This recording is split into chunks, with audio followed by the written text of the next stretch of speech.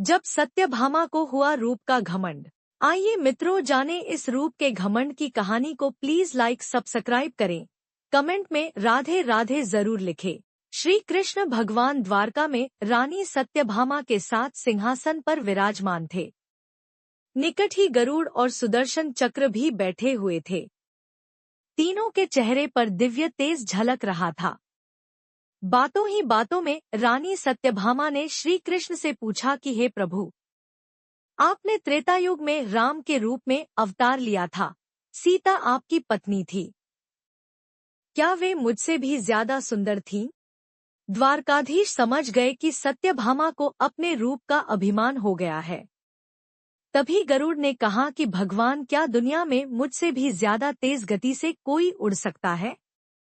इधर सुदर्शन चक्र से भी रहा नहीं गया और वे भी कह उठे कि भगवान, मैंने बड़े बड़े युद्धों में आपको विजयश्री दिलवाई है, क्या संसार में मुझसे भी शक्तिशाली कोई है? भगवान मन ही मन मुस्कुरा रहे थे। वे जान रहे थे कि उनके इन तीनों भक्तों को अहंकार हो गया है और इनका अहंकार नष्ट करने का समय आ गया है।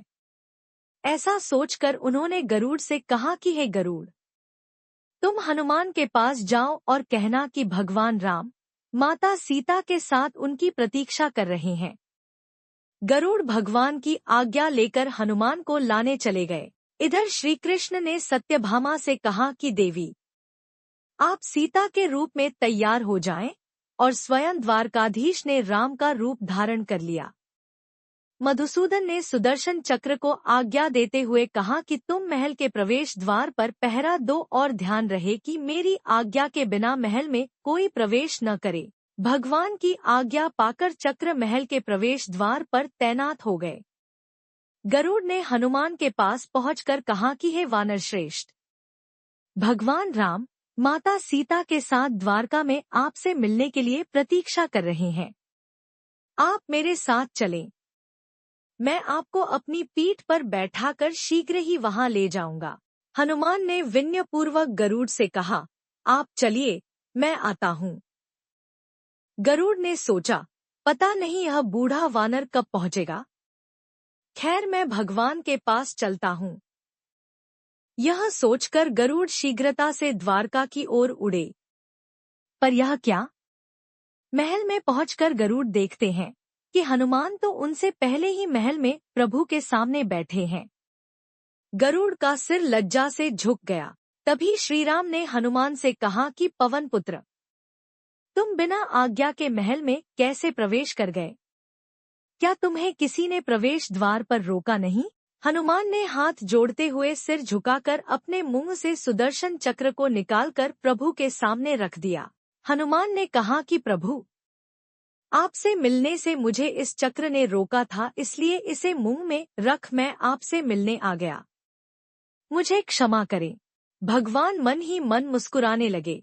हनुमान ने हाथ जोड़ते हुए श्रीराम से प्रश्न किया, हे प्रभु, आज आपने माता सीता के स्थान पर किस दासी को इतना सम्मान दे दिया कि वह आपके साथ सिंहासन पर विराजमान है? अब रानी सत्यभामा का अहंकार भंग होने की बारी थी। उन्हें सुंदरता का अहंकार था जो पल भर में चूर हो गया था। रानी सत्यभामा, सुदर्शन चक्र व गरुड़ जी तीनों का गर्व चूर चूर हो गया था। वे भगवान की लीला समझ रहे थे। तीनों की आंखों से आंसू बहने लगे और वे भगवान के चरणों में झुक गए। अद्भुत लीला है प्रभु की। अपने भक्तों के अहंकार को अपने भक्त द्वारा ही दूर किया उन्होंने। जीवन में कभी भी अहंकार नहीं करना चाहिए। जरूरी नहीं है कि आज जो आपके पास है वह कल भी होगा। अपने अंदर जरा सा भी अगर अहंकार आने लगे तो स्वयं ठाकुर जी हमसे दूर हो जाते हैं। ठाकुर जी को स्वार्थ भक्तों की ही जरूरत है, अहंकारी की नहीं। आशा है कि कहानी आपको पसंद आई होगी। कमेंट जरूर करें, दोस्तों को शेयर करें। धन्यवाद। राधे राधे।